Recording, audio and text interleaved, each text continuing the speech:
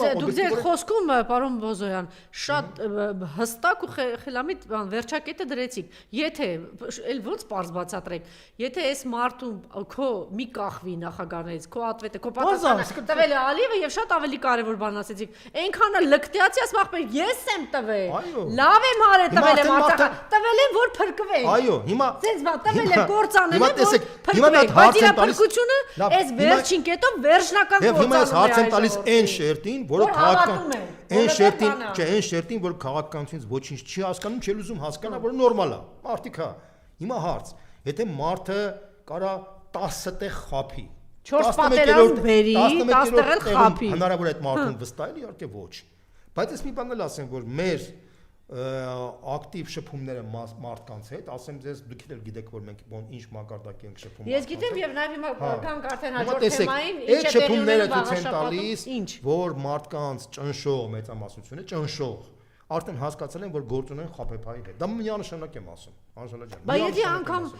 պարոն Բոզյան, մենք ունենք 5% որ իրան ձայնն է տալի 7%, չգիտեմ, տարբեր հարցումներ կան, մեկն ասում է 2%, մեկն ասում է 10%։ Բա ինչի համար են դեռ շարունակում գնալ, ասինքն մարդը կարա ինքը ուզենա իր գան, ինքը գիտի, չէ, իրեն մոխրացնելու են։ Նիկոլը, եթե մնա իրան վառելու են, չի մնալու։ Ինչի համար են։ Ասեմ ձեզ, մարդը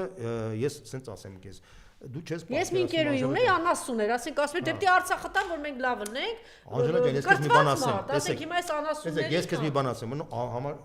աշխարհում կա, այսպես ասած, քարոզչության բանաձև, որը լավագույնը ժամանակին դրեց Գեբելսը։ Գեբելսյան քարոզչության մեքենա, որ ասում են, չէ։ Հիմա իդեպ ասեմ, որ հիմա BBC-ի շուրջ մի հատ մեծ սկանդալ է առաջ եկել։ Նախագահ Տրամպը $1 միլիարդ,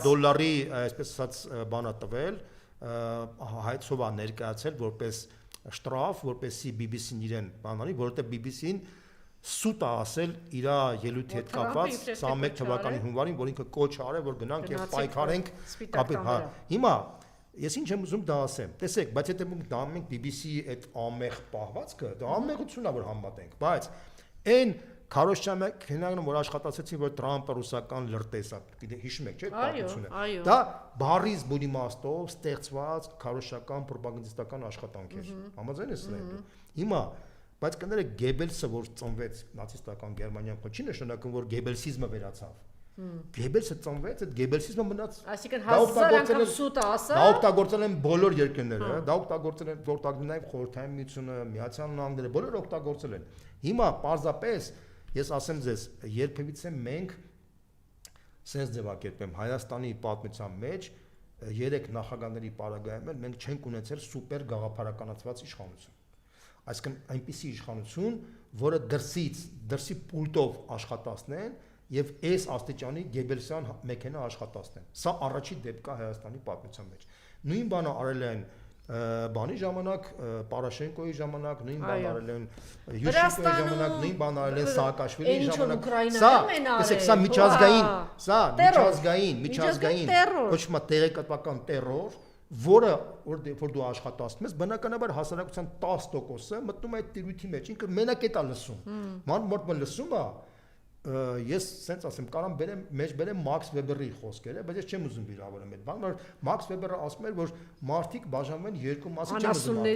ասեմ։ Ես հիմա ինչ եմ ուզում ասեմ, ես դա բերեցի շատ կոպիտ չէ, 95%-ն է ճակատին գրվածի անասուն։ Որտեղ Մաքս Վեբերը ասում էր, ինչպես նաև մի հատ մեծ հայտնի ռուս փիլիսոփակար Գրիգորի Պոմերանց։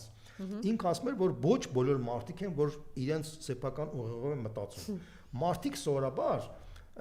մտավոր թոփալներ են։ Այսինքն մարդը ուզում է կումիր տեսնի։ Օրինակ բոլորին է վերաբերում դա։ Ասենք օրինակ եմ ասում, մարդը ուզում է ինչ-որ մեկին կումիր տեսնի, մեկ ուզում է Նիկոլ Փաշինյանին կումիր տեսնի, մեկ ուզում է, չգիտեմ, պայմանական եմ ասում, հա, Բագրատ Սրբազանին տեսնի կումիր, մյուսը ուզում է տեսնի մի հատ նոր ինչ-որ մի հատ փրկիչի, որը տրամաբանական է, ինքը ասում է մարդը, շատ քիչ մարդիկ կան, որոնք իրաց մտածողության մեջ կումիր կուրկ չեն ման գալիս։ Այդ մարդիկ են, որ մտավոր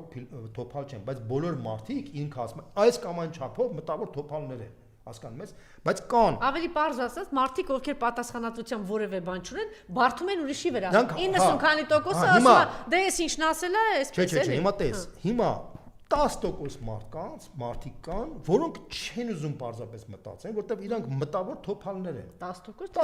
10%, 15%, մտավոր մարդը չի ուզում մտածի, որտեղ մարդու համար մտածելը դա հոգս է։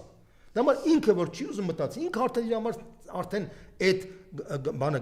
Գեբելսյան քարոշչամեքենան իր համար ձևավորել է իր կուրքը,